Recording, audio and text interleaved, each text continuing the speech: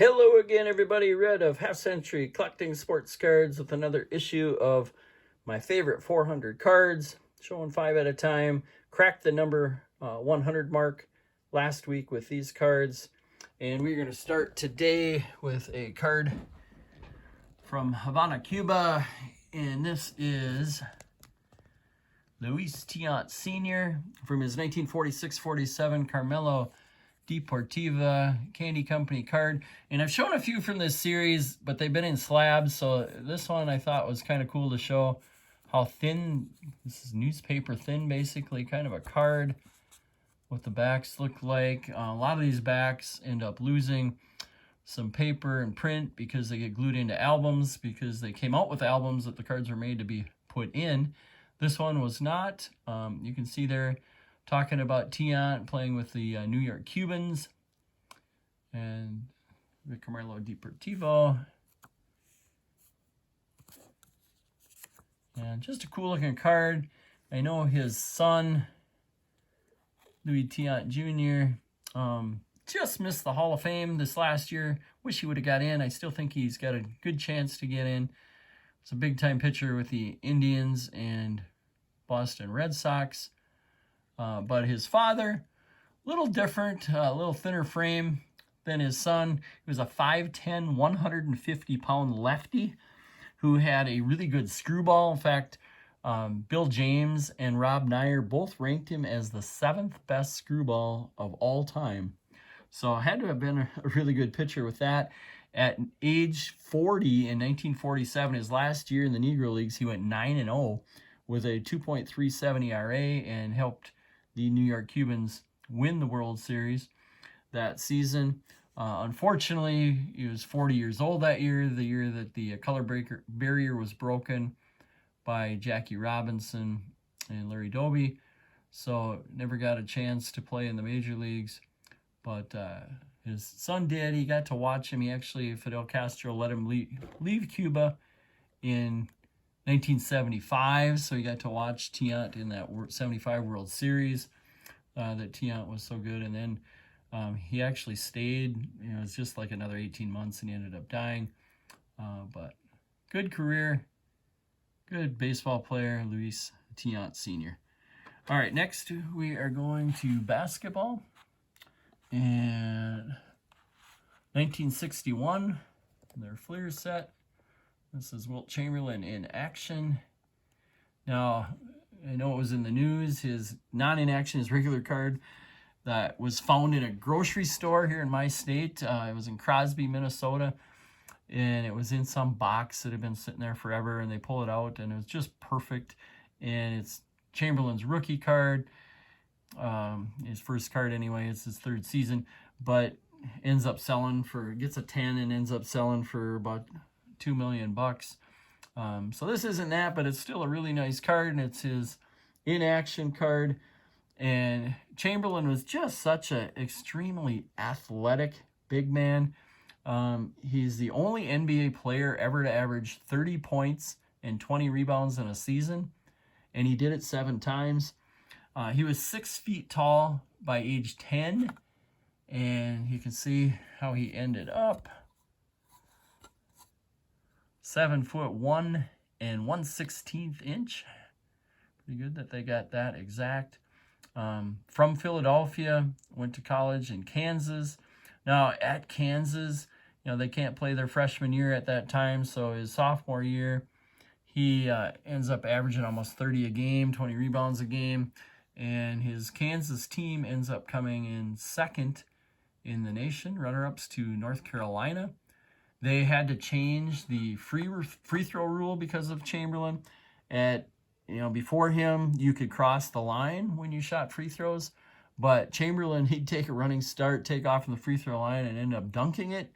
So he didn't really want a 100% free throw shooter, so they changed the rule, and unfortunately, Chamberlain ended up just over 50% free throw shooting after that. Never was a great free throw shooter, but was good at everything else. He could dunk on a 12-foot rim. He was the Big 8 high jump champion. He also, in track there, ran the 100 and shot putted. He ends up turning pro after his junior year, where he again averaged about 30 a game because he's just getting tired of getting triple teamed all the time. But at that time, you had to wait 4 years out of high school before you could go into the NBA. So that 1 year before he was eligible for the NBA, he played for the Harlem Globetrotters. He said that was probably my funnest year ever playing basketball. Didn't really have that much pressure to score and stuff, and just could have a lot of fun with the guys.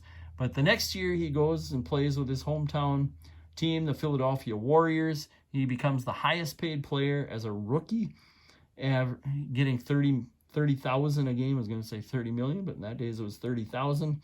Averaged 37.5 points and 27 rebounds a game that year. So then the next year they more than doubled his pay to 65,000. And that year, second year, averages 38.5 a game, 27 rebounds a game again. And then the next year, which is this year, the year this card comes out, 1961-62, he has that incredible season where he has a game where he scores 100 points. You can still remember that old picture of him holding up the sign that says 100 on it. In that season, so this season here, when this card came out, he averaged over 50 points a game and still 25 rebounds a game. Setting career highs, NBA records. Just an incredible player. I think a really cool card as well. All right, next we are going to go non-vintage. One of the only non-vintage cards in this list, but an iconic card. And this is the rookie Upper Deck #1 card in the set. #1 card ever put out by Upper Deck, Ken Griffey Jr. Now, I've had this card since that 1989 season, and I always thought my card was perfect. So I sent it in for grading, thinking I'm going to get a 9 or a 10, and then I'll sell it, make some money, and buy an 8. But I got an 8. So I ended up just keeping the card. I think it's perfect. Looks really cool. Great image. That Upper Deck set, that 89 set, I think changed baseball cards. Topps had some really nice cards in the 50s and 60s through the mid 70s, I think, and then late 70s through the 80s. You look at just a lot of the pictures and the images just aren't that great. I know it's like there were some nice cards, like some nice in action. 78 had some actually really decent in action looking cards, but overall just image quality, it was better in the early mid 60s than it was in the cards in the 80s. But Upper Deck changed that. I mean, higher definition cards. And I know Fleer and Donruss and then Score came in there as well, but kind of the same thing, just not the same quality that these Upper Deck cards had. And definitely changed the game as far as baseball cards went. You know, now where you've got just the super, I don't collect them really, but they're, anyway, they're nice, you know, way nicer images and stuff. I still like the old cards. But I think the old cards had some really cool images as well. Now, Ken Griffey wasn't in, you know, a lot of the sets because they thought, like this card says, that he was going to begin the 89 campaign at AAA Calgary. You know, he's only 19 years old, so coming off this 18-year-old season where he played most of the year in Single A and then just 17 games in Double A, didn't figure he was going right to the major leagues. So Upper Deck took a chance.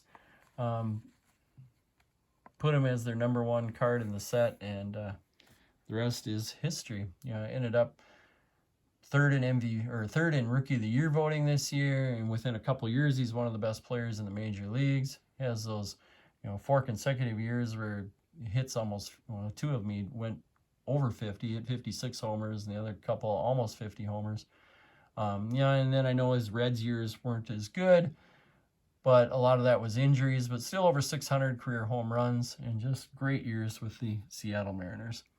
Then the next card we're going to show, we're going to go back in time a bit to 1906. We showed a few cards from this set, the Fan Craze set. This one is of Jimmy Collins, who just missed my top 10 third baseman of all time back when we did that episode. But he was a player in the National League Boston team in the 1890s and then went to the Boston Red Sox in 1901. one of the best fielding third basemen of the era, who was also a good hitter, led the league in home runs in 1898. And then he's still like right around a 300 hitter. I think his career he was 294 and was one hit shy of 2,000 in his career. And he helped the Boston Red Sox win their first World Series, 1903, when they defeated the Pittsburgh Pirates.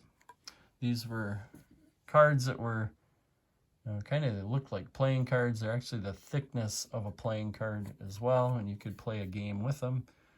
This one specifically would have been a ball playing the game. And then the last card we're going to show of the day is from 1970, and these specifically what I'm doing is kind of showing the 1970 Sporting News All-Stars, which I like. Now, Reggie Jackson card happens to be my favorite out of all of those All-Star cards, but really love the 68, 69, and 70 Sporting News All-Stars that came out. Wish they would have kept that going. 71, that wouldn't have looked cool in those black border cards, but love these gray border All-Star cards that were really, really tough to find centered.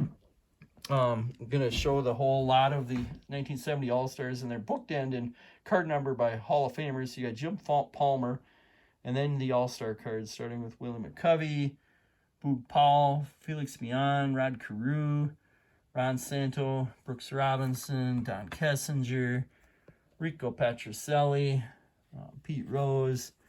This is where the Reggie card goes. And you got Matty Alou, Carl Yastrzemski, Hank Aaron, Frank Robinson, Johnny Bench, Bill Freehan, Juan Marichal, Denny McClain, Jerry Koosman, Sam McDowell, another bookend Hall of Famer, and Willie Stargell. I had to work really hard to get these cards and find them all centered. The one I still have to go is Pete Rose. You can see that top to bottom, and that's how they're miscentered, is the top to bottom on almost all of these. Reggie's a tougher one to find.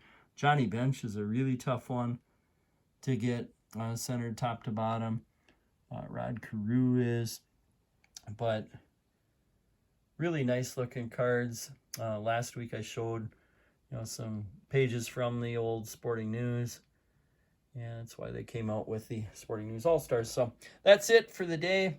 Thanks again for watching. Here's a little recap of today's cards. And I got to show, because we showed the 1970 All-Star. Here's the 1970 pack. This is what they look like back in the day. This one here in particular is second to highest number series, so that mid-high series pack. I think those are some cool looking packs that year. The first year they went up from 5 cents to 10 cents, but they actually doubled the amount of cards in there too. So you got 10 cards instead of 5. So up until then you get 5 cards for 5 cents. This year you got 10 cards for 10 cents in a pack. So thanks for watching, everybody. We will see you again next week. Enjoy the NCAA tournament and Major League Baseball coming soon.